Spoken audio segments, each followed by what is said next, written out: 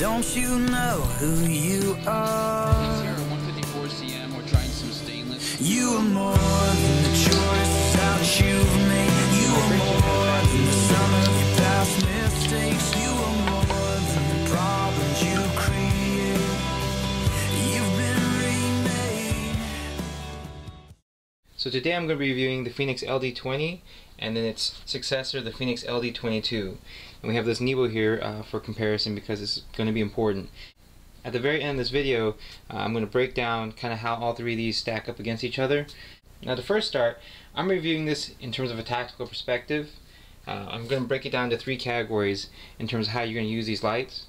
The first is as a self-defense, like actually blunt object striking tool, like a coup baton, because these do have the size and weight, especially with two AA's, normal standard ones, not lithiums. They have that weight of a coup baton. They also have that kind of aggressive face.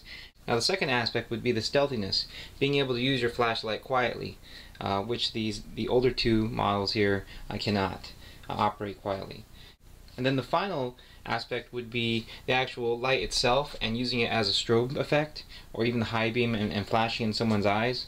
And then we kind of go backwards where the LD22 have progressed ahead of these two in terms of stealthiness, has kind of gone back a step from the LD20 in terms of being able to use the strobe effect effectively. Now the first aspect would be using this as a striking implement, which is actually why I'm posting this video, because I feel that you should not, because through my personal experience with it and striking harder objects, that it has sometimes failed to come on. Sometimes the light, obviously right now it's working, but I have a friend who tells me that he's training for the FBI and he's hit heavy bags and had no problems, and I've heard of stories of people who come back from Afghanistan and they've had no problems.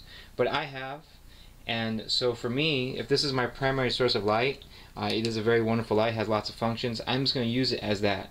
And I personally don't feel confident in this, I guess whatever the circuitry or the shock resistance to withstand constant impacts.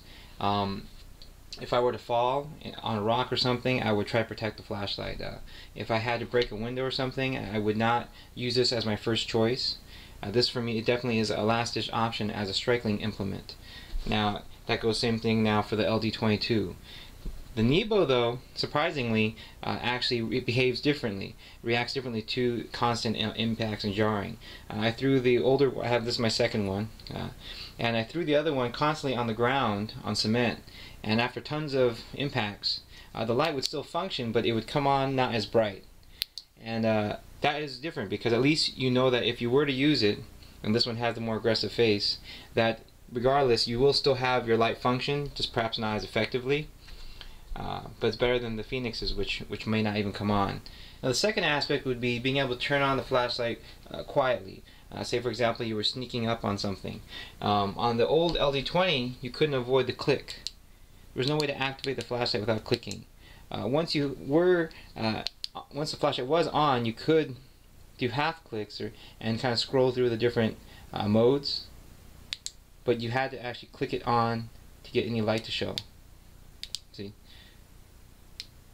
There's no in between, and they did remedy that though. That's what they improved. On the Fenix LD22, you can now have to press it, and it will come on without making any noise. Also, they did add another feature that if you were to leave it on, you can unscrew the top part, and then you can do that. You can turn on by just twisting it. So if it was attached to something, you have that option now, which is nice. Multiple features, and then even they added now this little button here that allows you to scroll through the modes quietly. If you click on it, you'll make a noise, but if you softly do it, it's mostly silent. So that leads us to the final thing, which is the strobe effect. If you were to use that as a defensive option and to shine that in someone's eyes. And this is actually where now the LD22 moves away from that, and the old version, the LD20, is a little bit superior. Because in the LD20, you clicked, if you were in the high mode, the first click would be high, the second click would be the strobe. Now it's a little bit challenging because if you click it on high, and then you turn it off and you wait too long, the next click would not be the strobe. You would have to do it after the first high beam mode, then turning it on, then you get the strobe. So 2 clicks essentially would get you to the strobe. So you would have to kind of keep track or just know to click twice. Okay, now the problem with the LD22 here is that the only way to activate the strobe is you have to hold down this new button they added. First of all, then you have to be holding the flashlight either using your pinky to turn on the mode, or you have to hold it like this. Next thing would be also, do you see that the strobe is not consistent? On the old LD20 it just kept strobing. This one has a delayed in between. Okay, so then for this one, then the challenge lies in the fact that not only do you have to hold it for a second and then it activates, so you have to time that right. Then you have to strobe the person for a moment, because then you lose the effect for that in-between phase. So it's not as effective for that aspect.